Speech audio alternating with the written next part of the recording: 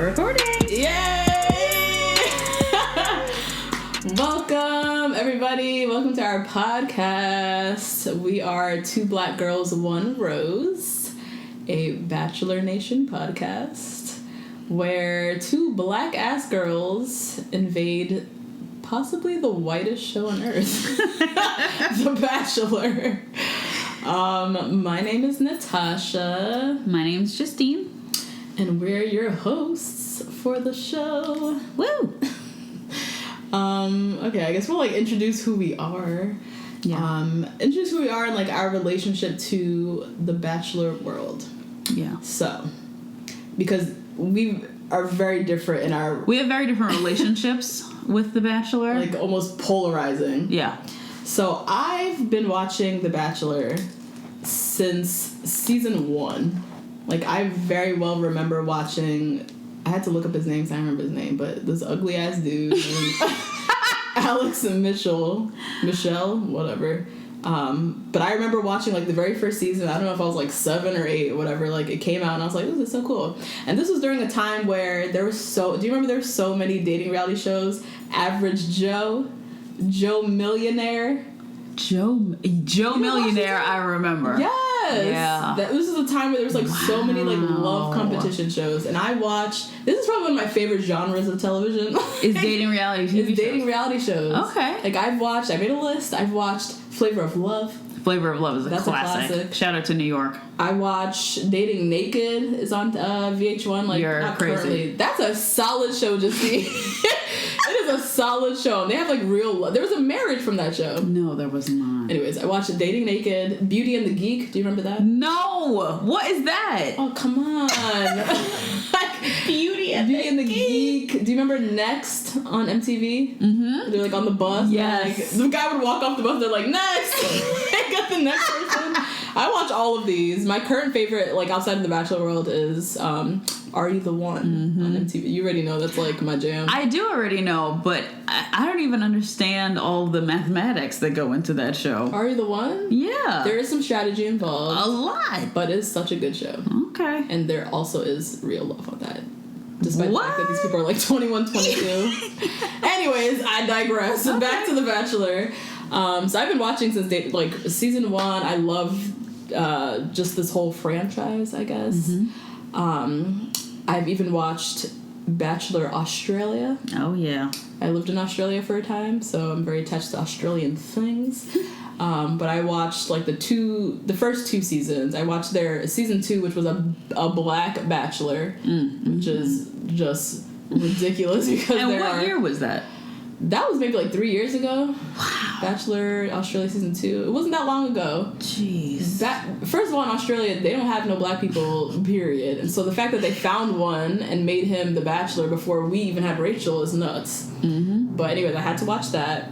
And I've watched Bachelor Pad. I've watched Bachelor in Paradise. Bachelor Pad? Bachelorette. Yes, that was before Bachelor in Paradise, my love.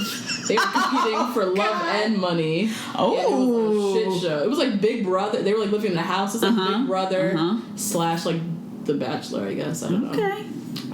I've watched Bachelorette. I'm going to be watching the upcoming Bachelor Winter Games. I'm fully invested in this fucking franchise. I don't know why. And Bachelor Nation, you're a member. I'm a member of the Bachelor Nation. I think I do it.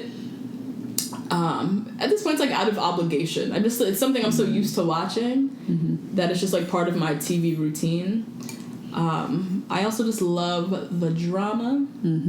I think the producers masterfully edit the shit out of the show and create drama out of nothing, really. It's just basic white bitches in a house fighting over a basic white ass man. And for some reason, I'm just this is the greatest thing ever. This is so dramatic. And I tune in every damn season. And also, because the show is so damn white, I always have to look out for the black people who are on the show. Yeah. So I get invested in them as well. They never last that long, but I have to see how far they go. And so yeah, that's my interaction with that. I'm fully invested in this world. I follow all these people on Instagram. Like, Yeah. get at me. We can have a whole chat about The Bachelor because Justine, I'll let you talk because you're new to this world. So I literally have only watched, before Rachel's season, I would watch the last 2 to 3 episodes of most seasons of The Bachelor, just because the women would go so crazy that the drama was at its highest point. But you didn't even know the people. No, it didn't matter. Because like you said, blank ass white people. It just doesn't matter who it is. It's just, it's like craziness. At that point, it doesn't matter really your personality. Like, there's always one kook, like Corinne. Yes. There's always some girl who's like madly in love with him who's definitely not gonna win. So, and you can tell immediately almost before Rachel's season. But yeah, I only watched the whole season of The Bachelorette because Rachel was black. And so that's when you tuned in. That's when I tuned in. Roped her into this. Yeah. And now she's doing a podcast about The Bachelor. See what friends are for? You joined my crazy. Now I have like 3 bachelor husbands. Yep, you do. 3 reject husbands. Yep, you I don't do. know where they are. You're fully invested. You watch their Instagram stories. Oh yeah, fully invested into it. I follow a couple of them on Snapchat too, which is shameful because I'm doing double content. That's a lot, girl. Terrible. But the other shows that I would watch would be like Real Housewives. I watch a lot of Different World, but then I have some shows that are pretty shameful, like Dancing with the Stars. Okay. Where you do have some interaction with the Bachelor and Bachelorette contestants. So you've gotten to know some people. Some of the winners. Okay. Or, in some cases, some of the losers. Because I know there was a young lady, I think her name was Melissa, and she lost. Okay. And then immediately got on Dancing with the Stars. Really? And if any of you all know, Dancing with the Stars, that chick is better than any chick of any Dunkin' Donuts, FabFitFun box. Okay, any of these sponsored things is better than that chick. So we were very happy for Melissa. So that was my kind of interaction with the Bachelor world, and now I'm doing a You're on a now I'm on a mic. Don't really know how I got here, but Bachelor Nation, I'm here, I guess. I love it. I roped you in. Yeah, she got me. We're actually on your bed right now. Yeah. Yep. Wednesday night, 10:30. Recording a podcast about The Bachelor. So excited. And that brings us into why we're doing this at 10:30 on a Wednesday night. Why are we recording? Why are we creating a Bachelor podcast? Right. And it's really because we didn't hear our voice in the space. I know Natasha's pretty invested into all the Bachelor podcasts and Bachelor media. Yeah, I am. Yeah, the Bachelor Nation media and the voices that are talking now. And we think there's a gap and a space for us and some people who need to hear our commentary. And we were also looking forward to a lot with Rachel's season that we didn't get, that we didn't receive. That's true. Yeah. So we're hoping to get it from ours? No, we're hoping no. We're just hoping to maybe make a little influence. Yeah. You know? I echo everything Justine says. Nice. I listen to a lot of Bachelor podcasts. There's a lot out there. There's the bajillion. They do recaps, they do interviews, like they're generally really funny, and I just like to, after watching an episode, I'm like, let me just tune in to hear like what other people's thoughts were on last night's episode. It's like something I listen to on the subway, like going to work or whatever. But just as the Bachelor Nation world is very white, the podcast world of the Bachelor Nation is also very white. And I feel like with Rachel's season, and I wish we almost started this podcast like with her season, so we can really give our thoughts. But with Rachel's season, there was like one other like Black Girls podcast that I came across. But other than that, like I've listened to podcasts talking about Rachel's season, and I feel like they were just like missing things. They weren't getting like the Black perspective or like different nuances. Like I wanted to hear them like dissect the Black guys and like the thought, like their interaction with like Lee and like all the different things. And like a lot of that was just missing because of the nature of who was giving the voice to some of this commentary. Right. And so, yeah, I agree there's a gap.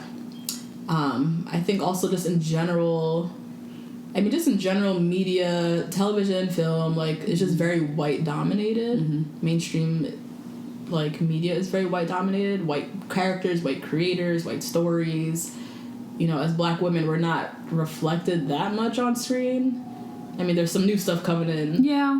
But I think particularly in, like, the reality world space, there's not that definitely much I would for us. I would definitely agree. And if it is, we're in a segment. We're only in Atlanta. Right. We have Atlanta. We have Atlanta. We got Atlanta.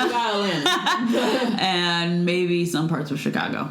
Thanks, Oprah, so much. Oh, it's like, I missed that one. So, yeah, we're not reflected all that much, but yet we're, in a sense, we're forced to watch everybody else's white-ass show. So, like, my Black ass is so roped into The Bachelor, even though I don't even see myself in the show. So, you know what? You guys are going to listen to my damn commentary. I'm going to provide my colorful-ass commentary. I'm going to watch The Bachelor and provide my commentary from the Black female lens. And I also know that there are many other Black women out there who love and watch this show like we do. Yeah. And maybe they turn to Twitter and, like, tweet with other people, but they might not have so many friends in their lives that, like, watch it with them. Right. But you guys can tune into our podcast and watch and listen to it with us, recap with us every week. That's who we'll be. We'll be your Black friends who are sitting with you watching the show. Watching the show. Yeah. So this is our first episode. It's kind of just like an introduction to us. And we're also going to talk about some things. So, like, the agenda, we're going to do a little recap of Rachel's season. Since we sadly decided to start this podcast after her season ended, we're going to just, feed into our own desires and do a recap of Rachel's season. We're going to provide our thoughts on Arie. So Arie season's coming up, which is... Yeah. So Arie season's coming up. I literally have nothing to say. I don't have anything. How do you pronounce his last name? Do you know? Girl, I have no clue. I just always say Arie Luyendyk, like, Jr. I really don't know. I should learn. We should learn. Yeah, we should give him that respect. YouTube it or something. Find out how to pronounce it. But So yeah, we'll give our thoughts on Arie season, and then we'll give, like, our hopes just in general for the upcoming season. Mm-hmm. Clearly, Arie is not our choice of Bachelor, but absolutely not. We got to do this. Speaking of our choice of Bachelor, I mean, we'll get to those later. Okay. We'll get to those. Rushing along this. Ooh, I know. So let's get into like let's do a little recap of Rachel. Okay. So for Rachel's season, I mean, I just really felt like it was Black History Month that whole time. You know? Like, I really felt like it was that celebratory. It was. It really was. It was a big deal. Natasha and I had this very special ritual every Monday where we would go over to each other's houses. We would alternate houses, and whoever would bring a bottle of wine, and we would sit there and recap the show, sometimes until like 1 a.m. Yep. The episode was, it's like 8 to 10? Yeah, 8 to 10. I would be like catching a Lyft or Uber at 1 a.m. like, bye girl! And we literally from 10 to 1, we're just dissecting the episode. Dissecting, yeah. God. Most of the time my mom would call. You guys are probably going to meet my mom later on. Yeah, Joy. What up, Joy? She's pretty kooky, so you guys are going to meet her later. She's part of this Bachelor world. She is. She's definitely part of Bachelor Nation, more than I am. Mm-hmm. She was the one who wrote me in at the last 2 or 3 episodes. She's so hot. Joy's commentary, you guys, I can't wait to have on the show. Joy's commentary on, it could be just because specifically Rachel's season, just the trash mess that was happening in that season. Maybe. But she is very entertaining. Yeah. And I would love to hear what she has to say about Arie's season. Yeah. Looking forward to it. And she's not a typical mom. She's a cool mom. She's a cool mom. She definitely is. Oh boy. And as 2 Black girls who are, educated, Natasha has all the education. Awesome. We had really high hopes for Rachel. We did. I was as someone who's been watching this show for like the better part of my life. Every season, I'm like, okay, this is the year. It's going to be a Black Bachelor, a Black Bachelorette. Like, this is the time. And literally been doing this my whole damn life. And so finally with Rachel, I was extremely excited for seeing the opportunity to see a black woman like fall in love and like have these suitors fighting over her. So I had high hopes for her.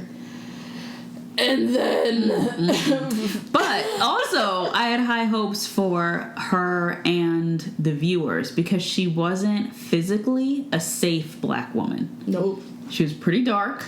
She was dark as far as you know the spectrum goes, especially for. She had a weave. She didn't have natural hair, but oh yeah, girl, no, we a long way away from natural hair with the weave. Yeah, she had a weave. She was Southern as well, so that's another like safety. But as far as the way she looked, she had a gap in her teeth, and she was a lawyer. She wasn't like a dancer, or you know something that people are just used to seeing black women portrayed as. Right, she was a strong. Educated to the T. Yeah, her father was a judge. Like she really, they pulled out the stops, which is something we can talk about as well.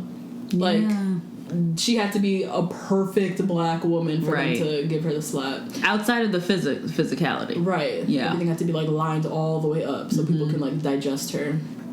But yeah, I was very excited when they announced her. So pumped. And then her season was just marred with so much controversy. The producers just trashed the hell out of that season with the racism foolishness and I don't like just casting Brian, which we'll get to. We are clearly not fans of Brian, but having his dumbass on the show. So it wasn't 100% the season we hoped for, and Rachel in the end pissed me the hell off, so she didn't end up being the Bachelorette I hoped for. I'm still burning. Still just waking up seething over the fact that... Okay, I can't even get into it. I know. Well, speaking of casting, I would like to get into the fact that Rachel had a history of dating black men. A history. Yeah. She had never, from what I remember her saying, outside of her season dating Nick Viall. Yes. That was like her first white guy she brought home, first like serious white guy. She has a history of black men. Yes. And the men who were on the show just, I don't feel reflected what Rachel would have wanted, what Rachel deserved.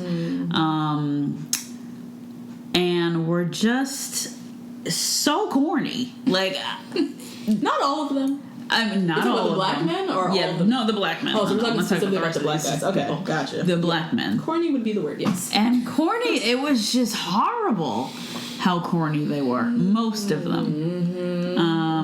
Like the fact that, like, they really put a wrestler on that show. Like, that man puts on a mask and goes shirtless, covered in baby oil.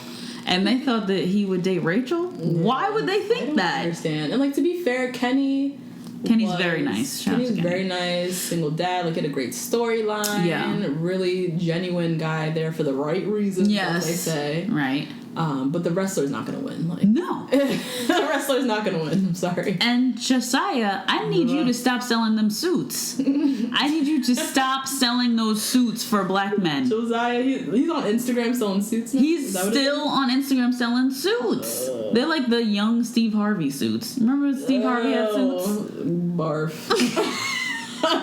Barf. Yep. And Josiah's another. Like, I had high hopes. High hopes. Similarly for this season. I was like, we have a black woman. Okay, so there's gonna be like 25 guys. A good 18 of them got black. Like, yes. And then no, there was like 10 or 11. Like, it was still a fairly white majority cast. White, yeah. And then the black guys they had on there were like, Like, we have Eric, who is our love. We love the shit out of Eric. Justina's like beside herself right now. I could fall over right now just thinking about Eric. We love some Eric. Diggy, I really enjoyed Diggy. Oh my God. I wanted to see more of him. We saw him in Bachelor of Paradise. Okay. But on the show we didn't get too much of Diggy. Yeah. Fred. My other love. A huge hope for Fred. I love Fred. He did not get a fair chance at all. But Fred also didn't stop crying. But we'll get to that later. Also was a weirdo. Which we can definitely get into. So there were some gems, but there were also some whack ass people. Josiah was whack. Will whack. Demario, like, we'll get, like, Yeah. just whack as hell. Oh my god, terrible. So, yeah. The hopes were just slowly diminishing. Yeah. With Rachel's season, which in general, I overall enjoyed the season, but, like, it was just a weird one for me. I definitely enjoyed the season. I did. Yeah. Yeah. And I thought that even without the kind of, like, racism clash stuff that they had in there, they could have definitely had a solid season outside of that. Like, there That's was what I'm definitely saying. no drama. They brought in so much nonsense with Mario's girlfriend Lee's racism stuff, and without all of that, it still would have been a solid ass season, even with the whackness that was there. Even with the whackness. Whack ass guys that were there. That was pulled something out. Yeah. Anyways, so still going with Rachel's season because we can literally talk about this until the end of this week. Yeah. I can recap this for the rest of my life. This is gonna be my job, just talking about Rachel's season. So moving along, we're gonna go through some highlights of the season. Let's start with episode 1. Yeah. My boy Blake K. Oh my god, Blake We K. are still, like, what's the word? I'm still pining over Like, Blake pine K. over Blake. So for those of you who don't remember, and you should if you are about this life, Yeah. Blake K was our beloved Asian American U.S. Marine hottie. Yeah. Hottie. From Hawaii, right? From Hawaii. Yeah. And from Hawaii. Like, let's throw that in there. The state of Barack Obama. He was from Hawaii. Blake, we loved Blake from the minute we saw his casting photo. Yeah. And my dude Blake went home on episode 1. Terrible. So Rachel was already pissing me off from then. When she picked Doo-Wop to Doo-Wop, what was his name? What was that name? I was like genuinely like, what? Waboom. Waboom. When she picked Waboom over Blake K. Blake went home. Blake made it. He didn't even make it past the first night. Ugh, I wanted to see more of Blake. I really want to see more of Blake. Yeah. So that was, I don't know if we call that a highlight or No, just it's like a low. The low point. low of the season. It's a low point. I still follow Blake on all social media networks. I'm so invested in his life now because he didn't get the shine that he deserved. Yeah. Next highlight. This is definitely a highlight. This is for sure This a was highlight. messy. Also, this is a mess. Demario's girlfriend in quotes because Who knows who that is? we don't know what that is. He's saying that she was a girl he met on Bumble, that he like smashed a couple times. Yeah. She's claiming she was a girlfriend title and like met the family almost. Anyways, the producers just came with the mess and brought in Demario's, whatever this girl's was, girlfriend, confronted Rachel. Yep. Just slid her on in and did a whole Jerry Springer segment of an episode. It was like that. It was like Maury. It was literally watching Maury. Oh my god. I only remember her scrunchie around her wrist. She had like a deep forest colored scrunchie around her wrist. Or like she was really gonna pull her hair back and like start fighting. Like I don't really know what she was gonna What should do. you bring the scrunchie for? I didn't even think about that. You use a scrunchie to like wash your face. You use a scrunchie if that. Wait, what? If Hold up. What, a hair scrunchie to wash your No, face? to like tie your hair back while you're washing your face. Okay, I was like, You thought it was a cleansing tool? yes, this beauty skincare guru. I'm like, I didn't learn about this scrunchie thing. Technique? No. Okay, yes, you put a scrunchie in to tie your hair up. To tie your hair up when you're about to do something at your house. Right. You don't bring. You Not don't. in the public eye. Nah. Homegirl had a scrunchie around her wrist, like she was about to wash her face, basically. And then just went in and ripped into Demario. Yeah. Rachel was. I think she was pissed because she was looking at the producers like, y'all really did this. Yeah. Yes. Y'all really brought this girl on here and are doing this right now on my season. Right. Like, why?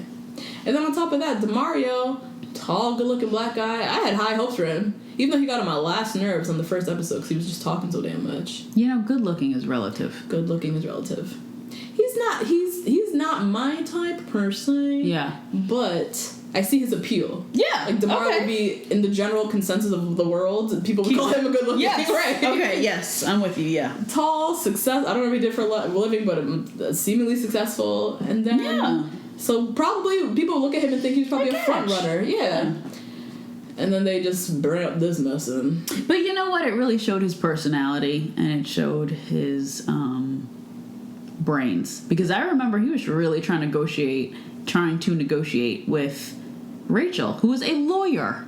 Right. He came back and tried to get back on the show. Yep, he tried to get back on the show. He tried to, like, you know, lie about his relationship with this other girl and all these things. Like, nah, her father's a judge, she's a lawyer. You just tell the truth. You hope she accepts it, and you leave. Yeah, you don't, unless you're a lawyer yourself.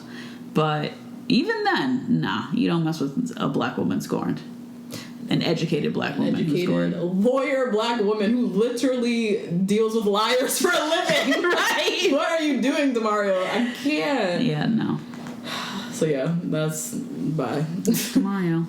And then the next episode was my beloved Fred. My Fred, the childhood. I was gonna say sweetheart, but no. She was the camp counselor. She was the camp counselor, but they weren't that much older. Like, their age gap wasn't that crazy. Yeah, I don't remember what it was. So, I don't really know. She was, like, really hooked on him being this, like, bad little kid, and she always thought of him that way. And I think she just really, really wanted a man who took control, and Fred was, like, too much of a puppy that was in love with her when he first looked at her. Yeah. And I think it was really off-putting for her. Yeah. Now, Fred, you can holler at me anytime. With that Fred, same puppy love look, come on over anytime in New York at me. Yeah. Sliding them DMs. But yep, this for week 3. Fred went home. This was a very sad week, and he also cried at the reunion Men Tell All special. He did? Yeah, well, he got like choked up, and all the guys were like, "Man, it's okay, man." I was like, "Oh my god, I can't." You were in Cuba living your best life. Cuba, yeah. Fred really did himself in when he asked if he could kiss her. Oh, that was like the highlight, really. I forgot about that. He asked her, or he said, like, "Can I kiss you now?" Yeah. She was like, "What?"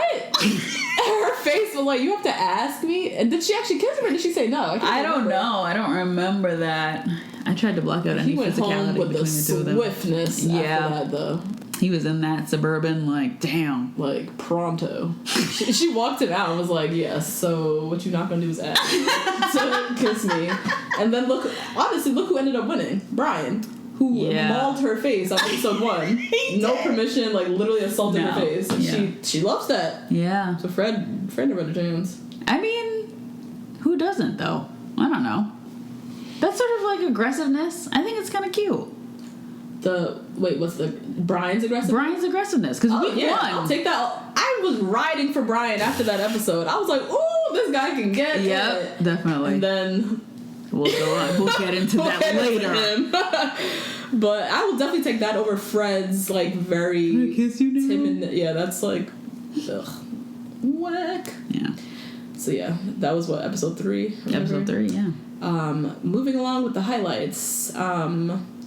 Lee was a thing. Not talking about him. No, we're not doing that. Not doing it. We're not doing that on here. Next, Will. So Will. This is a highlight for me and for us. Yeah. For some people watching the show, they'll be like, "Who's Will?" They probably not remember Will because he was kind of unmemorable. Mm-hmm. But Will's ultimate whackness. Will, for those of you who don't remember, is the tall, good-looking black guy. Yep. Who just felt so inclined to reveal that his last few girlfriends were all white. Like, he's never really dated seriously a black girl. Yeah, he's never seriously dated a black girl. Yeah. Just really felt such a need to tell Rachel this on their one-on-one date. Yeah. I'm still just, like, don't understand what strategy he was going for. And Rachel was looking at him like, I don't understand what strategy you're going for. With the same look we had. The same look we had. Like, what are you doing with this? I think all black girls watching had the same face. Like, huh? And then, I don't know. I understand people. I don't think he was saying he has, like, a preference for white women. I think he was saying more, like, circumstance of where he's, like, lived, gone to school, whatever. So that's the excuse, right? That's the excuse. That's the excuse. That was what he was coming. Because you go to the town over and you can find some black women. That's true. If you really search it, you find somebody. Not even search. If you just go to the town over. I really believe that. Yeah. In most places where black people reside, I don't remember where he was from, but I don't remember him being from, like, West Virginia. No, yeah. You know? I feel like he was from a city. He was from, like, I don't know. Yeah. North Carolina or something. Like, Right. you could find some, like, you could find them. Yeah. So he probably had a preference. Yeah. Which, okay, you have preferences. That's fine. Why are you saying this to a black woman on a date? You're trying to win her. Why are you revealing that? Like, that was just the ultimate. And just as, Rachel was coming through here because she sent him home also with the swiftness. She did. She was like, okay, this one-on-one is over. The limo's waiting for you outside. Nice knowing you. And my highlight for that was, in particular, it has nothing to do with Will, but when Eric was trying to explain it to Dean. Yes. I forgot that moment of the episode, yes. It was adorable. Dean, who is like 18, I don't know, he's really young. But he was like, well, I've never dated a black girl before. And Eric was like, right, but you aren't black. Yeah. So that's why. This is why this is a conversation. That's why it's a conversation, because it's okay if you haven't dated one, because you're also very young and you are not of the same race, but it's concerning to Rachel. Yes. And he was like, oh, wow. Okay. Dean learned a lot. Dean grew the hell up on this show. He did. It was cute. Yeah. It was cute. But yeah, I totally forgot about that moment. Yeah. It was one of my favorites of the show. Teachable moment for Dean. It was. Why it's odd that Will has never dated a black woman, yet is on here trying to marry one. And then feels the need to tell her, like, oh, I can't. That he's never dated one. Like, just the ultimate whackness. Yeah. Yep. Bye, Will. Next, I don't know if this is, like, next or what episode this was, but Adam and Matt went home in the same episode. Everyone was wondering, who the fuck is Adam and Matt? Who actually are they? They both made it to the bottom. They made it to the top 5, right? Yeah, top 5. They were dude 4 and 5. No. 6. They were dudes 5 and 6. Yeah. And then neither of them got one-on-ones. Neither of them got one-on-one. Yeah. Neither of them got any camera time. Nope. Rachel broke up with both of them and was sobbing. And all of America was watching, like, so what was that guy's name again? Why are you even crying? Why is she crying? Like, what? I remember Twitter was blowing up, like, hashtag who the fuck is Matt. It was a big thing. And I was like, I was along that path. And also just really perplexed as to why the producers did it in that way. Mm-hmm. And just in the editing room. Yeah, why did they choose to edit it in that way? Like, create two guys who no one had any attachment to them whatsoever, and yet made it to the top 6, meaning that Rachel had genuine feelings for these guys. Right. And then also, they were both on... So I watched Bachelor in Paradise as well. Both of them were on Bachelor in Paradise. We got to know both of them very well in Bachelor in Paradise. Both of them pretty solid dudes, in my opinion. Yeah. Solid ass dudes. Adam ended up the end with Raven, who's like a Bachelor Nation, yeah. Whatever, queen. I don't know. No, Raven's very cute. She's like, yeah, she's very cute. She was bottom 2 on Nick's season. So she's like a Bachelor Nation, like royalty, I guess, in terms of like their hierarchies or whatever. Royalty. Yeah. There's like a thing. I need to learn. There's like a hierarchy, like of like the cool Bachelor people, and there's like a whole. Can get into that until a later episode. Yeah, Break it down for you. Yeah, we could do it. But Raven's a part of that, like, the in crowd, I'd say, of the Bachelor world. And Adam, who everyone from Rachel's season was like, who the fuck's Adam, ends up with Rachel. So he's clearly like a Raven. He ends up with Raven. Yes. Wow. So he's clearly like a stand-up dude. Matt, in Bachelor in Paradise, he had a whole thing with crazy ass Jasmine. But he also, I liked him on the episode or on Bachelor in Paradise. So.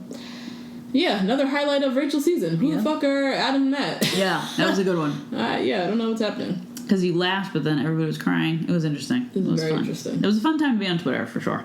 It was. Speaking of fun times on Twitter, hometown episodes. Hometowns. Now, the hometowns are fun. Peter's was fine. Great. Parents were nice. Brian's was very interesting. His mother was totally out of control.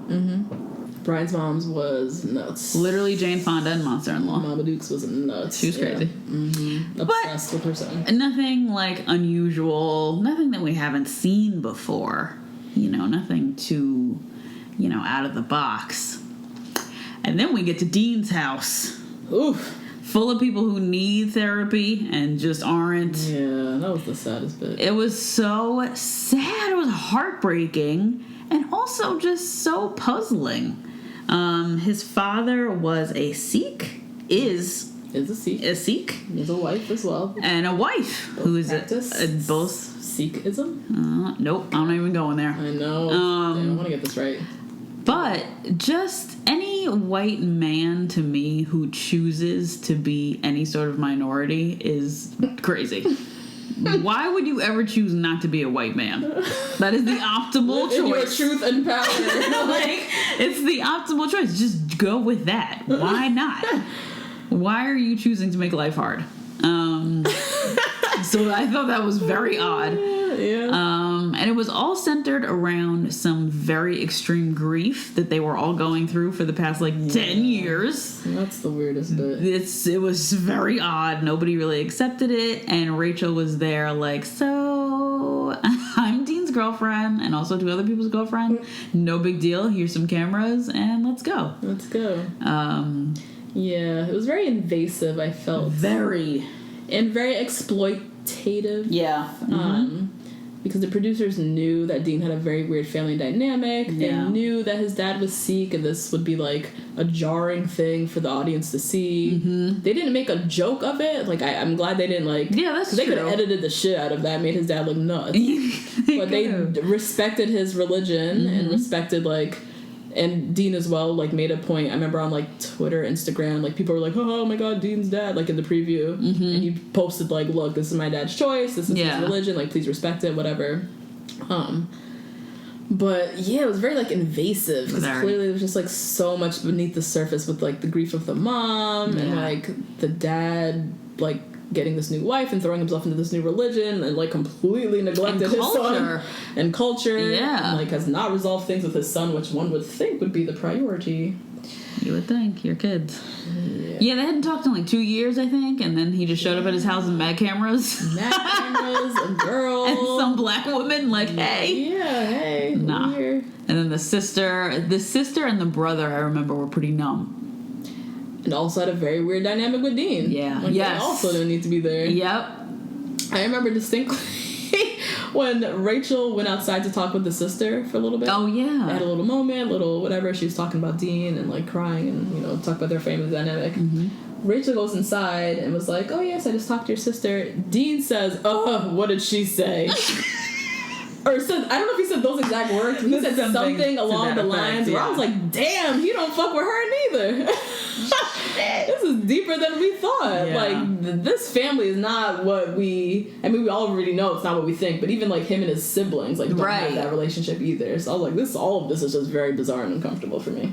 And it was the same episode where Dean said that he was in love with Rachel. And it's the same time he told her he was in love. It's so sad. And then got kicked to the curb. No, you gotta go. You gotta go. You got that whole family and you expected what? Yeah. What did you think? Oh, we went to Eric's hometown too, which was really, really cute and so black. And they cooked for her and they were all dancing and snapping and listening to Frankie Beverly. So that was always very cute as well. We don't want to leave out Eric. Yeah. But yeah, Dean had to go. Dean's hometown was an ultimate highlight of this season. Yeah. Absolutely, yeah. An ultimate highlight. Yeah. Alright, so after the hometowns, Dean went home. Mm-hmm. Then Eric, our love, also went home. So sad. Love Eric. We love him to bits. Yeah. We knew he wasn't gonna win. Yep. He didn't have. He was not even in the competition with Peter and Brian, whatsoever. But it was great watching his journey of love as well. It was, because he said that he fell in love for the first time. He took someone home for the first time. Yeah. He's mostly women in his family, so that's a really big deal when you bring somebody home. Yeah. During the last, I would say, 4 to 5 episodes, Natasha and I were fighting, truly, because those Bachelor castings went up.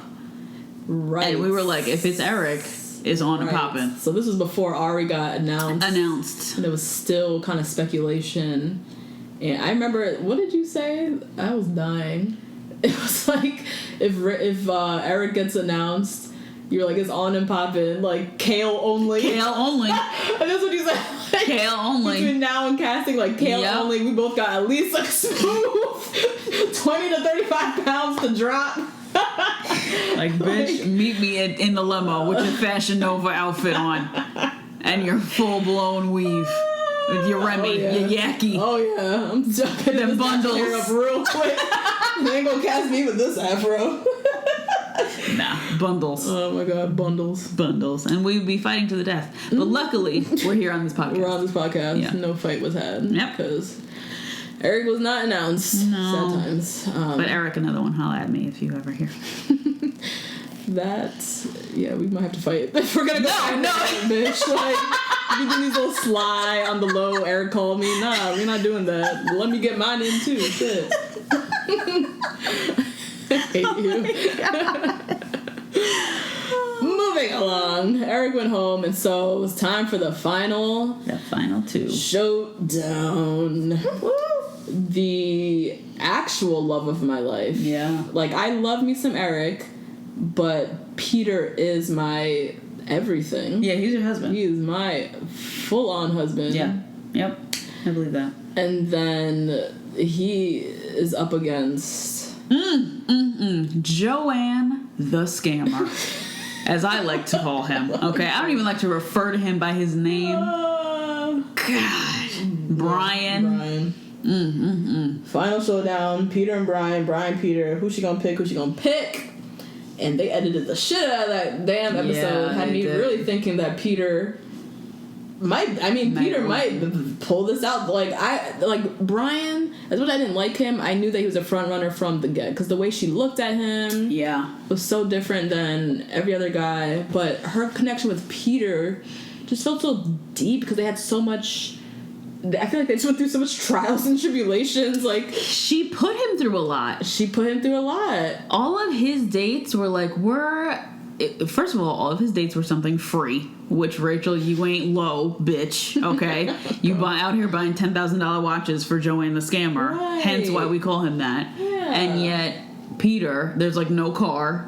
They gotta walk. They're walking in parks and stuff. And they're walking in parks, walking in churches, lots of church dates. Yeah. They did have the best date of the season, though. That Which one? Dog sledding episode. Yeah. That shit was bomb. They were like on a mountain in the middle of the mountains, in the middle of the snow, like the two of them on a sled, and it was just beautiful. That's super cute.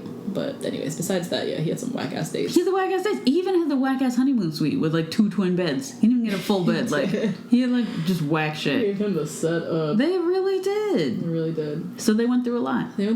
But nonetheless, like, I feel like she had a very strong connection with Brian, like, off the bat, like, physically and all that. Yeah. But with Peter, they really had a strong... Like, he was a challenge to her. Yeah. He really was a challenge. Brian was like the easy way out. Mm-hmm. He was like, he signed up for the show knowing that he was gonna marry this woman at the end, regardless of whether it was Rachel or not. Yeah, right. Peter, on the other hand, was really like, no, I need to get to know you. Mm-hmm. Like, I'm here, yes, to like meet someone or whatever, but you might not be it. Right. So we need to get to know each other. Like, he really challenged her and was a realist, which is why he didn't do well on the show, because this is the Bachelor world. This is not real life. Yeah. This is the Bachelor world. There is a certain type of guy that wins this show. Brian fits into that type. Peter is not.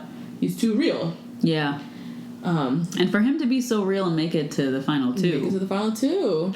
And he told her from jump, like, look, I might not marry you at the end. I might not marry you. And he let that know, and she hung on to that carrot because she loved her some Peter, and she really wanted to be the one that he would choose. Like, it was really about him choosing her. He really wanted to be the one that he would choose in the end. And didn't work out so well for Rachel. Let's put it that way. Yeah, you know what? Because we're not going to slander Peter on this show. This is not what we do. Peter, no, it didn't work out well for Rachel. He did not choose her. He didn't choose her. She didn't choose him, I guess, in the end. But really, Peter was. They were choosing each other. Okay, yeah. You know what I mean? Like, he went there sure, whoever's gonna be, he's gonna come here for the experience and see if he meets and loves someone. But he really, through the whole show, was like assessing this person, like really assessing Rachel. Meanwhile, Brian was like in love with her from jump. And so, major highlights, their breakup was one of the most heart-wrenching, like, pieces of reality television ever. Oh yeah, in the history of reality TV. Their breakup, their final kiss at the end. This girl was sobbing. She was sobbing her lashes off. She sobbed her lashes off. He had a whole like wet stain on his sweater. Wait, by the way, their sweaters were matching. They were wearing matching gray clothing, like meant for each other. Rachel, what the hell?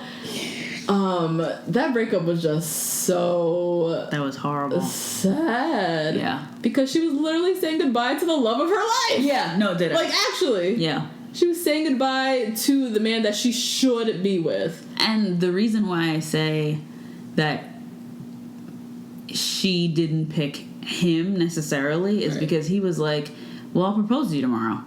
Yeah, and then she was like... You know, if you want me to. Yeah. Like, I love you that much, I'll propose to you tomorrow. Yeah, that was some BS, Peter. It was. Love Peter, but that line was stupid. It was stupid, but I mean, you were staying true to yourself, so I don't mind. Yeah. And, I love him. Yeah, exactly. Stayed 100% him. 100. To not conform to this BS Bachelor fantasy world that they created. But my thing is, Rachel, if you living in the Bachelor fantasy world and this man is willing to jump into the fantasy world with you with that absolutely disgraceful, horrific, hideous, pear-shaped ring that you have, why don't you just... What are you about to say? I was like, where's she going with this? Horrific. Why didn't you just play along and be like, all right, see you tomorrow? What, with Peter? Yeah. Because she needed that certainty. Ugh. Rachel was not about to be on there at the end, and this guy was not going down on one knee. Yeah. She couldn't take the risk. Because he even said, as they were saying goodbye, he was like, take a chance. And she was like, no. And she started sobbing even more. You guys, I've watched this breakup scene. This is why I know the play-by-play, because on my downtime, every now and then, I just go to YouTube, just torture myself, watch the Peter and Rachel breakup, so I know this shit through and through. Mm-hmm. But anyways, he was like, take a chance. And she was like, and started sobbing. She's like, I can't do that because you're only saying that you want to do this because... A girlfriend. I'm forcing you, and I can't leave here a girlfriend. Like, I can't do that. Yeah. So they both were very stubborn. They like stuck with what they wanted. Mm-hmm. She got what she wanted then. She got a man to marry her. Yeah, she got K Jewelers to come over to Brian's room drop off a pear-shaped ring with two absolutely disgraceful triangles at the end of the pear-shaped ring as an accent. What? Rachel, I'm still mad at you. That ring is hideous. That shit is whack. You did this whole show to get that ugly ring. It's terrible. It looks like the ring that Carrie Bradshaw rejected in Sex and the City. That's what her ring looks like. Oh, really? When she threw up. Ugh. She literally saw this ring and threw up on site. That's how ugly it was. Who gets a pear-shaped diamond? Someone from 1985. Oh, they're terrible. Brian, you ain't shit for that. Yeah, no, you garbage. Ain't shit. Peter would have never chose that. No. He would have chose the nice cushion cut with the round edges. Yep. Mm-hmm. Nice simple solitaire. Yep. Would have never done you like that, Rachel. Mm-hmm. But anyway, so yeah, that was like the ultimate breakup, ultimate showdown, because the way they edited it, you really thought at the end Peter was gonna pull through. Yes. Like I remember even on the episode, because they were watching it live together, like Rachel was watching it live and whatever. Right. Oh and I still was on the edge of my seat, like, so Peter's gonna come out though now, right? Like, so Peter's gonna run after her. Like, I really could not believe that this. Because their breakup is just so epic and sad. She was literally saying goodbye to the love of her life. No. I couldn't imagine it ending that way. And it did. And then the very next day, she went and accepted this wag-ass ring. Not even 24 hours later, she was like, yes, oh my God, let's get married. To someone else? To someone else! After you sobbed your life away with Peter. She would have never cried like that for Brian. Oh, no. She would have never cried like that for Brian. No. I can't see it. Yeah, Brian knew the game. Yeah, oh yeah. Yeah, if Brian, but it would be interesting to see if Brian was like, nah, I don't want to propose. It would be interesting to see who she would pick. If she at the end had two guys? Had two guys who were like, we don't want to propose to you. That bitch would cry. She would just She would just leave? Yeah. Just leave them both. Just leave them both, because that's what she came there for. Yeah, that is. She was similar to Sean Lowe in that way. What? Sean Lowe was like, I'm here to find my wife. This is true. Yeah. We love Sean Lowe in this podcast. Yeah, that's over one here. of our faves. But yeah, she came there. She knew what she wanted. Yeah.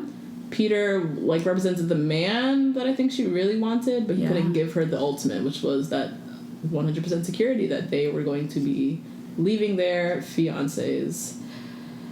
Just fiancés, not husband and wife. Just fiancés. And literally are still dating. Yeah. No, they just moved in 2 days ago. Oh, they did? Okay. Mm-hmm. Which, even if she married Peter, they probably would have been on the same track. She really just wanted that title and that ring. Yep. Because what she's doing with Brian now, which is getting to know him, moving in, like, dating, essentially, is exactly what she would have done with Peter. Yep. We're still upset about it, guys. Yeah, I'm still reeling and seething over this shit. Mm-hmm. But yeah, so that's our recap in a nutshell of Rachel's season. In a nutshell. We could keep going. We did that fast, too. Yeah, we did. We really did. Yeah. We just pulled out the highlights for y'all. Yeah, moving along, because while what we're here for is Arie. Arie. The Dutch boy. We are here for Arie. We have decided to do a whole podcast on Arie's season. No, we're doing a whole podcast about The Bachelor. We're not doing a whole podcast about Arie's season. But we're starting it off with Arie. Like, this is our Bachelor, Justine. That's just our we are jump off. doing this for, essentially. I reject it. So Arie, guys. Arie is our Bachelor, our next Bachelor. So when they announced... So let's just talk about the drama of who was going to be the Bachelor. Yeah. First of all. Mm-hmm. Peter was born to be the Bachelor. Yeah. Literally. Mm-hmm. He looks like the Bachelor. Mm-hmm. Also, in his cast bio... You remember this? No. Oh, you're not a freak of nature like me. In his cast bio, he says... or I don't know if it was in the cast bio. Sorry, maybe I'm speaking too soon. Anyways, in his high school yearbook. Damn, wow. One of the things that he says is, like, dreams in life is to be on The Bachelor. No. I swear to God, just, I'll pull up the picture right now. I never showed you this? No, I never saw this. This man was literally, he's been talking about this from Jump Street. Yeah. And I don't think 10 years ago. Yeah, like 10 years ago. Like, this is a thing that he's kind of, like, put into the universe. Right. And was, like, born to be. He looks like a friggin', I always say he looks like a Nordstrom's catalog model. Yep, for sure. Like, just a beauty. Mm-hmm. So there was speculation, like, is Peter going to be the Bachelor? Like, he literally is made for this, but can his heart take it? Because he literally just broke up with the love of his life. And Rachel dissed him on that live show. And then Rachel just really tried to put stop to him being the Bachelor with... What did she say exactly? She was like, you aren't built for this. Yeah. She said some Lorianne Gibson ass, P. Diddy ass, making the band ass shit. Shit like that. You ain't cut out for this. Yeah, something like that. Yes. Essentially. And she said it like multiple times too. Mm-hmm. She was like, I don't think this show is for you. Yeah. I don't think this process like is for you. Yeah. Like really saying like you are not about to be the Bachelor and I'm not about to watch you fall in love with the other bitches. That's really like translation, that's what Rachel was saying. Yep.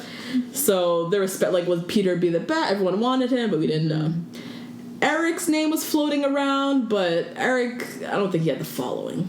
Well, I don't think we were ready. And they're not ready. And by we, no, I mean us too, because I wasn't eating kale at that point. Oh yeah, like I wasn't ready. I wasn't at the tryouts. Like physically ready. Yeah, I wasn't physically prepared. In shape. I wasn't ready. Not mentally prepared. I remember my mom direct messaging me his Instagram stories that he was in New York at the same time Good Morning America was on, where they were going to announce The Bachelor. So you thought that maybe it was I thought it was him. See, this is what everyone was doing behind the scenes. Yeah. Like really watching the shit out of these guys because we had no clue who it was going to be. Yep. Peter, Eric, their names were thrown out there. I also was still hoping for Blake K. Absolutely. Blake K, the Asian American U.S. Marine from Hawaii that we are obsessed with. Yep. Because what really had me thinking was when Mike Fleiss, so Mike Fleiss? Mike Fleiss. Mike Fleiss, who, if y'all don't know, he's one of the main producers, creators, I don't know, of The Bachelor, who is heavy on Twitter. just tweeting nonsense.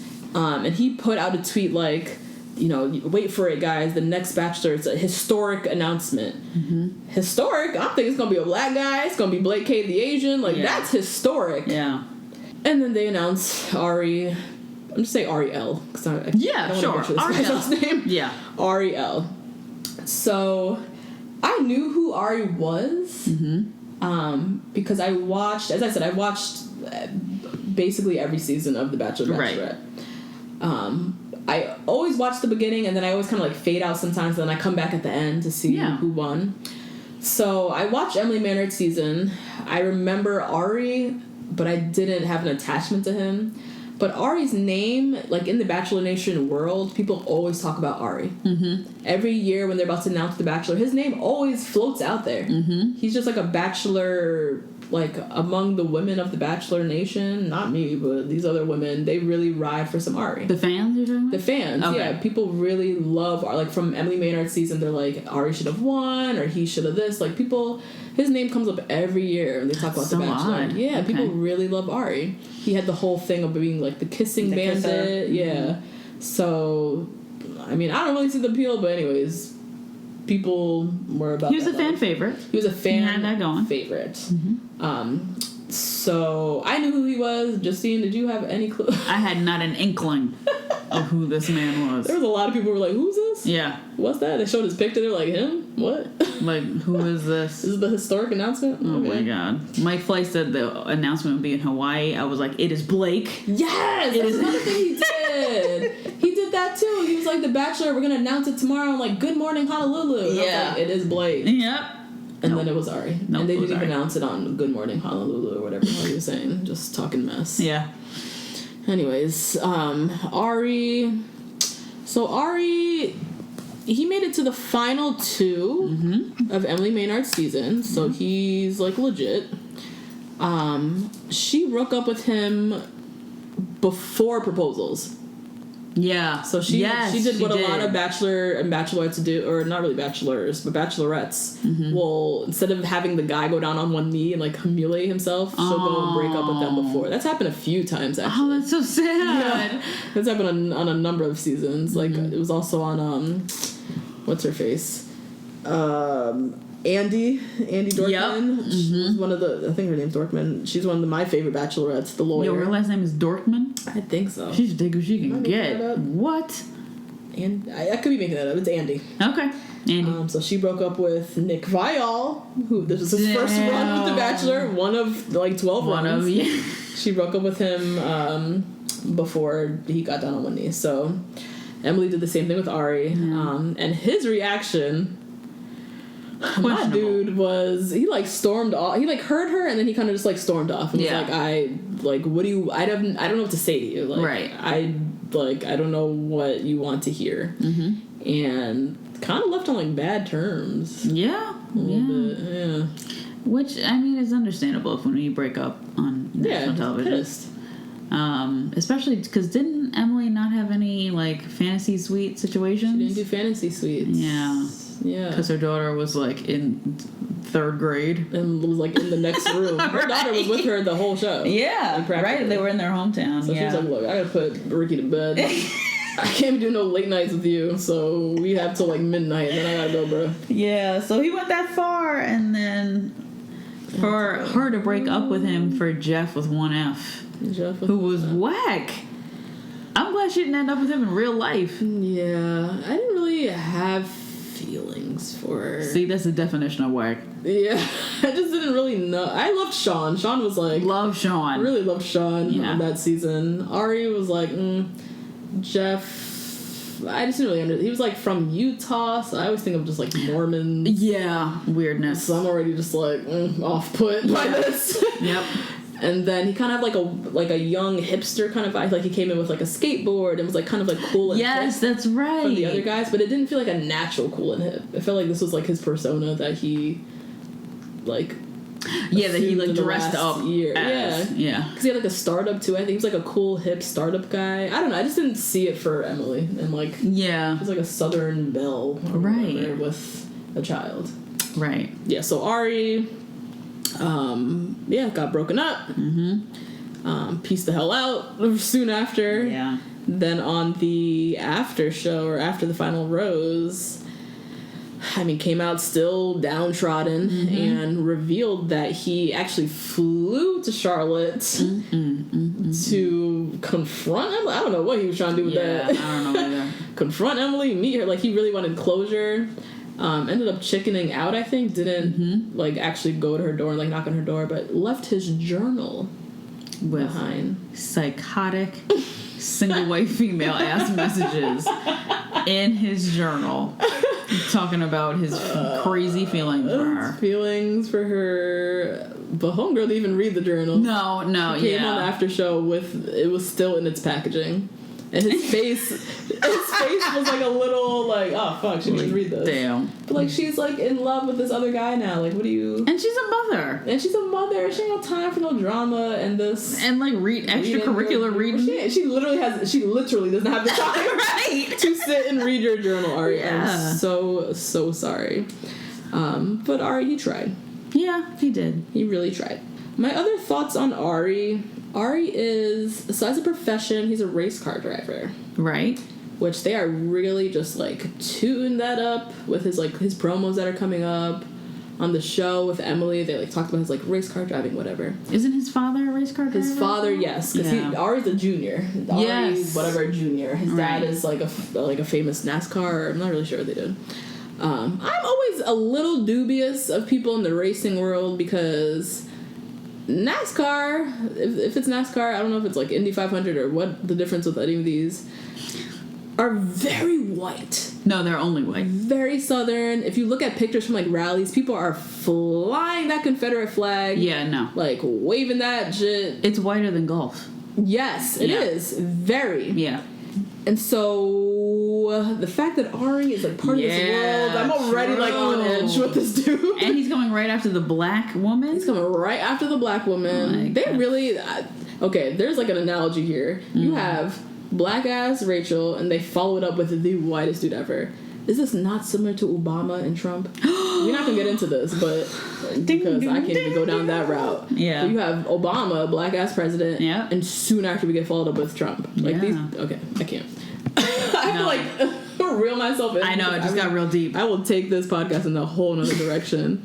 But just look at that contrast. Just look at that. Yeah. You know what I mean? Right. So yes, I'm already on edge with Arie with just by sake of his profession. I don't want to judge people for their profession, but I don't know. You went a very, for me as a black woman, a very scary world. Suspicious. I've seen pictures of these like racing rallies, and there's people like floating that. All right, it's not a rally. What do they call it? It's just racing events. Racing event. Isn't it called? No, it's rally. It's a rally? I think it's like you're going to that baseball game. You're going to like a racing rally. Okay, I don't know. I feel like I've definitely heard the word rally as it relates to. If I'm going to like a race car, not saying a race car game or a race car event, isn't it called like a rally? I'm going to a car rally. You know what? My father puts them on specifically to go to sleep. So I actually because that sound in the car is like buzzing. Oh my! It'll put you to sleep. That's true. It is like white noise. Yeah, that's true. That's a good one. So actually, I don't know. Yeah. So yeah, I'm on fence about that. Other things about Arie. On Emily's show, his foundation never matched his neck. You know what? Don't talk about his foundation because he didn't have foundation on. I can't believe you bring this up. Justine, this bothered me the whole season. His face was forever a different color from his neck. Oh my god! I don't know if that is just his face. Maybe that could just be his skin. I think it's just his face. Then I'll feel really bad that I'm clowning him for that. But I feel like the makeup that they were putting on him, his face never matched his neck. That shit was not cool. No. He already, to me, is not that cute. Yeah, no, he's not. He's really not. His eyes are very close together. And it freaks me out. And then he has the nerve to be beardless. Like, you guys, if you don't have a perfect structured face, you need a beard. You need a beard in these streets. Yeah. You need a beard. Like, start taking your omega-3s and start growing that hair, because no. Oh my god, that was terrible. But shout out to the makeup artist, Gina Madica? But she's the greatest, and she's been the makeup artist for a long time. And I don't believe that she would... She's the makeup artist on the show? On the show, for the girls. For the girls. For the girls. She was one of my main highlights of Rachel's season because Rachel's makeup looked flawless. For any of my beauties out here, any of my makeup dolls out here, I know you guys were looking for Armani eyeshadow number 13, that sparkly eyeshadow that she put on, that Chris Harrison even tweeted about. Oh my god. So she give Arie the ill setup because no, she did not. Crazy. She's due go back to the foundation matching school because bring it back to Arie. That foundation was whack. Arie, go to Sephora before you start the season. Arie also was known for being the kissing bandit, as we said before. Yeah. But I personally think that Arie looks like how John Mayer sings when he kisses. Which is what, like ugly face? Yeah. Yeah. Yeah. Right? Doesn't he morph? He does. His face, because he does this whole... Arie's kissing to me did not look like anything. I was like... I've never made out with him. He kissed, like, very slow. Yeah. Yeah. And, like, sometimes you like slow and passionate and things like that, but his was, like, very slow. Yeah. And yeah, it was he was very... trying too hard to be passionate. Yeah. And, like, pushing her against the wall. And then, morphing his face into, like, this weird... I don't know, man. Weird duck face. It was not working out. But these Bachelor Nation women, these Bachelor Nation white women, not me, but they love their Arie the kissing bandit. Yeah. They really do. Arie was also messy. Messy boots. Messy boots. He dated a crew member. He was messy, yes. Arie dated a producer, though. Like, a current producer on Emily's season. Oh, my God. Like, homegirl was miking Emily. Emily up. And they previously dated. It was, like, years ago. Still, though. He out here. Yeah. He's another one who I think he is similar to Brian. Like, I think if Brian didn't marry Rachel, he would just be campaigning for the next Bachelor. Mm-hmm. Like, he was just in it for the game. Yeah. Yep. And I think that Arie was the same way. I did get that vibe from Arie. Yeah. I didn't really trust him. One thing that I remember, I think it was during one of their one-on-ones, or maybe their hometown, or his hometown, or her hometown, I can't remember. She was asking him, like, so what do you, like, how do you spend your time? Like, do you cook a lot, whatever? And he was like, oh, yeah, I go out for every meal. I, like, meet up with friends and things like that.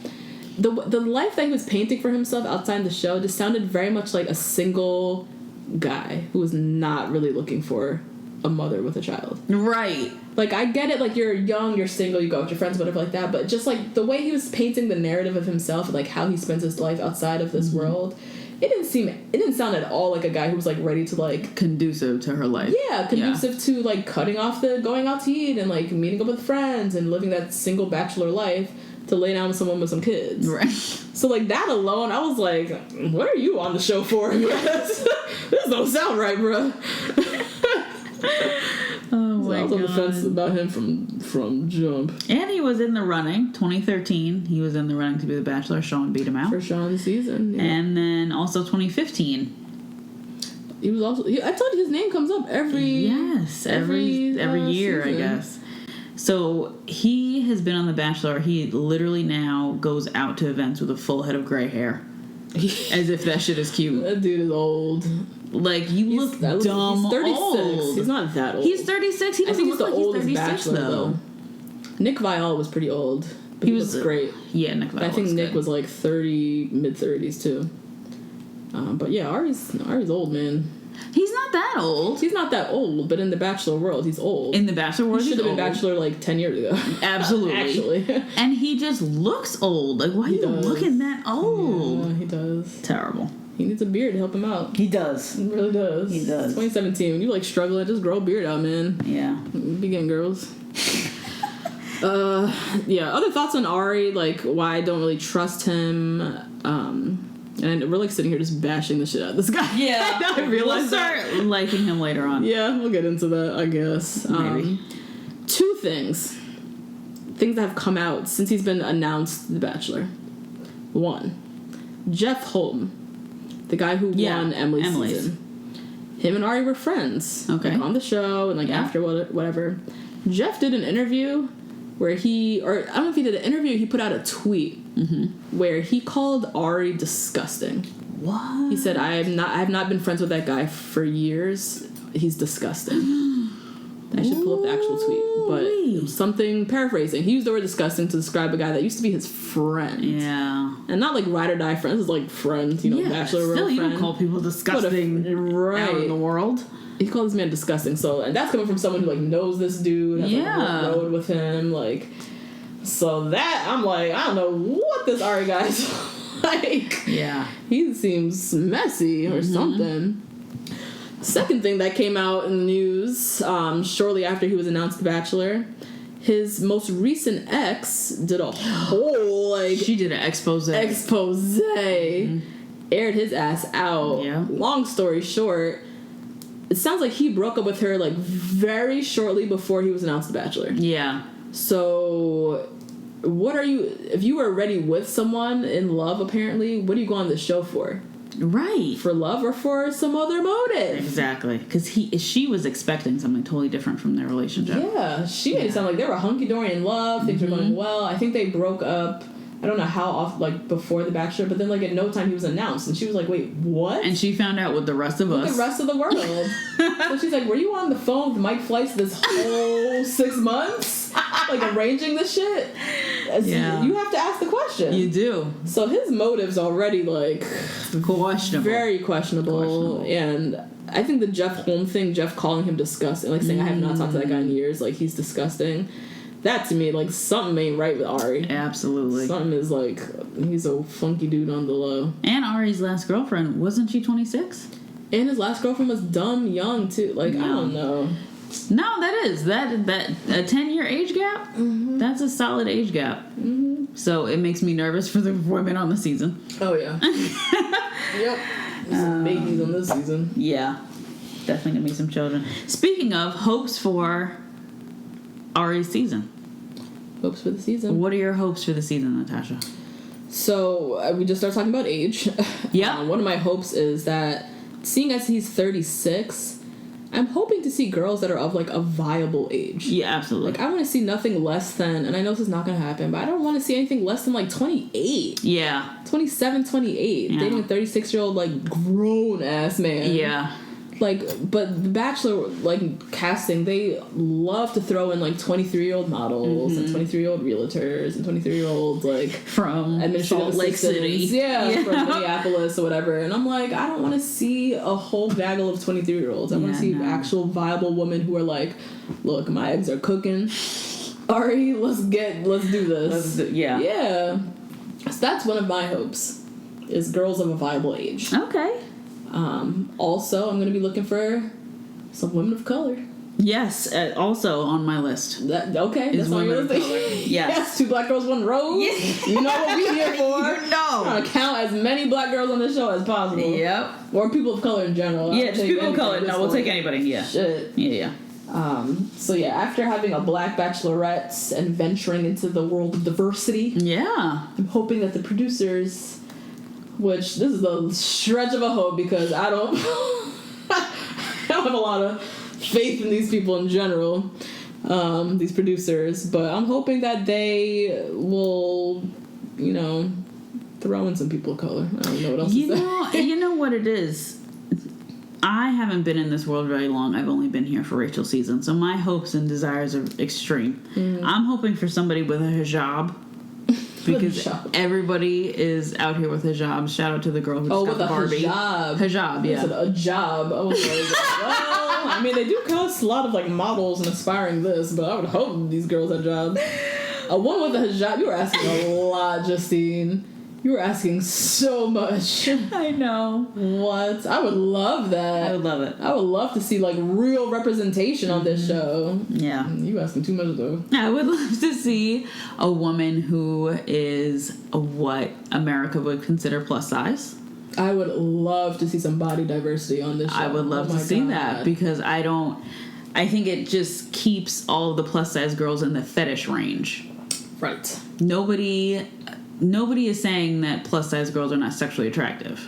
Mm-hmm. We're out here in Sports Illustrated, we're out here in advertising campaigns, all that stuff. But it's still a fetish. I need it to not be a fetish. I need to be like, I'm gonna get down one knee and propose to you. You know what? If the Bachelor producers, if they put a girl on the show, if they casted a girl who was plus size, she would be the plus size girl. Yes. She'd be the token, like how they like throw in a black girl here and there, an Asian girl here and there. That would be her thing. Would she be the token, or would she be the cannon? What do they call it? When you're the first one to launch something? Like the pioneer. The pioneer. She'd be the plus size pioneer. She would. I guess she would. If she dressed right, she would. She would dress right. Can you imagine her on Twitter? Yeah. People would be following her nonstop. They would. But I just hate that they would make that her story, right? Story. Like her narrative. I could already see them like growing up it was so hard being larger than the other girls. Like that would just be her thing the whole like they would just play that shit. But it's a real thing though. It is. It's a real thing. But I want them, if they're going to cast women of diversity or whatever the hell you want to call it, like girls outside of the Bachelor norm, which are like 5'10", 23-year-old white women. If they're gonna cast, like I want them to just have them on the show. Like don't make their race, their this, or that like part of the storyline. Just have them on the show. Yeah, I would want the plus size girl to talk a little bit about it, just because she represents the girls who've been through a certain story, and for her to be competing. It's not like she's just up there in like a beauty competition in like Miss America. She's like competing for a man, right? So I would like her to talk a little bit more deeply about her relationships with men in relativity to her size. Not as far as like growing up everybody calling me fat, like that stuff is like I never get tired of hearing those stories, to be honest with you, because it's one of my stories, but it's because it's one of my stories. Straight size people don't care about that or want to hear about that. I just want her to be the only one. This makes me think of America's Next Top Model season Takara. Love Takara. They hung her ass out to dry. I know, but Takara's famous now. Oh, she's huge now.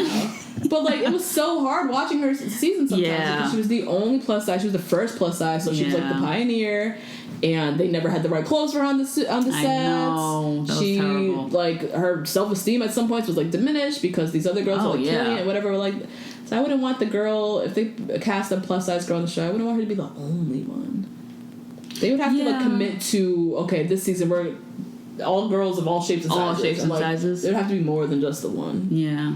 But I would love that. Yeah, I want more diversity of all types. Yeah. Not just race. And then I'm hoping for some mess. That they will deliver. Yep. They will deliver. I know they'll have that. Casting some crazies on. I don't know about a plus size girl with a hijab, but I know there's gonna be some mess. You will get some mess for sure. Yep. I want to know. We're not really gonna get that, but like, because honestly, on The Bachelor, the show is really about the girls. You never really get to know the person that well, like the Bachelor, Bachelorette. I want to see more of Arie's like personality. Yeah. Like I don't know enough about him. Like we clearly are not like huge Arie fans. Right. Like, we tried. We went back and watched the season. No, we did. Yeah. We follow him and whatever. But I'm not finding all that much good stuff about the dude. Nope. It's more controversial than anything. So I want to see. I just want to see a little bit more of Arie and like get to know him. Give him a chance. But yeah, we'll wait and see. The whole season to get through with this dude. Yes, we do. We do. And so we want to just let you guys know what to expect from us. From Two Black Girls, One Rose, where two black-ass girls invade the whitest show on earth. I just love our tagline. I know. I had to say it again. I love it. So every week we're going to do like a recap of the episode and obviously give our thoughts and commentary. Before we jump into the recap, we're going to start off every episode with what we call the Peter and Eric update. Justine will be recapping us on the love of her life, Eric. I will give a little, just a little update of what's going on in Peter's life. For those of you who really no one cares about us, but I mean, there might be people. No, a lot of people care. But this is a segment that's just very selfish to us. No, yeah, it is. No, it's just for us to update and make sure that our husbands are on the right track. Yes. So we're going to open up every episode with like a little initial thoughts of the episode and then do a quick Peter and Eric update. We'll touch on any Bachelor Nation news that's happening, any big things that we need to mention. And then we'll do a recap of the episode.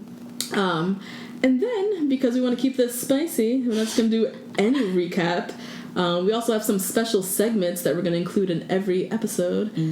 So every week we'll each be announcing or awarding our Becky of the Week. So which basically means finding one girl in this cast who, by whatever definition we deem that week, we are calling her the Becky of the week. Right. So Right. you interpret that in whatever way you want, and we'll interpret it whatever way we want. Right. Every week. We also, every week, will be picking one person on the episode to get an invite to the cookout. Who we would want to bring to come kick it with our family at the cookout. Mm-hmm. From the gaggle of white girls that are going to be on the show. Yeah, I was going to say, it's going to be a bunch of white girls, so we'll see who gets the invite that week. We'll see. We also will be having a, what we call the Arie Can Get It moment, which might be a stretch. Might be hard for this season. Neither of us are attracted to this man, but basically it'll be a moment during the episode that we were like, ooh, okay, Arie. Mm-hmm. Okay, Arie, you can get it. Yeah. And so we'll each have a moment that we'll award for Arie each episode. And then at the end of the episode, we will also, at the end of the recap, we'll also do, what do we call it? Like a memoriam? Oh my gosh, a dedication, a memoriam to any black girl or a person of color. Who is leaving. Yeah. And so we'll probably be doing that for the first 2-3 episodes, and then we'll be done because they never make it past the first 3. Oh, God. And then before we close out the episode, we'll give our predictions and what to expect, or what we're hoping to see from the next episode. Right. And we're going to be on every Wednesday, but starting in December, we're going to be recapping all of the girls' bios, their photos, all of that stuff. So expect our first episode to drop in December as far as Arie's season goes. Mm-hmm. And then the season premieres January 1st. Yeah. And every Wednesday we'll be dropping our episode. But in the meantime, we definitely want you guys to follow us on Twitter. Yay! Our handle is 2BLK Girls 1 Rose. So 2 Black Girls 1 Rose, but black is BLK. Mm-hmm. Our email, if you guys have feedback, questions, things that you think that we should talk about on the episode, email us 2 Black Girls 1 Rose. So it's the number 2 Black Girls 1, the letter 1. The number 1 rose at gmail.com. And if you like what you hear, subscribe to us. Yay! Rate us, review us, give us feedback. We are doing this purely out of joy for ourselves. Yeah. But also we do think that there's an audience out there that would enjoy this. Yeah, and we love to hear your guys' feedback, and it really helps if you subscribe and rate and do all that stuff. Exactly. All right, that's the end of episode 1. We did it. Woohoo! Wednesday at 11:48. I gotta go home. I got shit to do. What am I doing with my life? Bye, everybody. Bye, guys.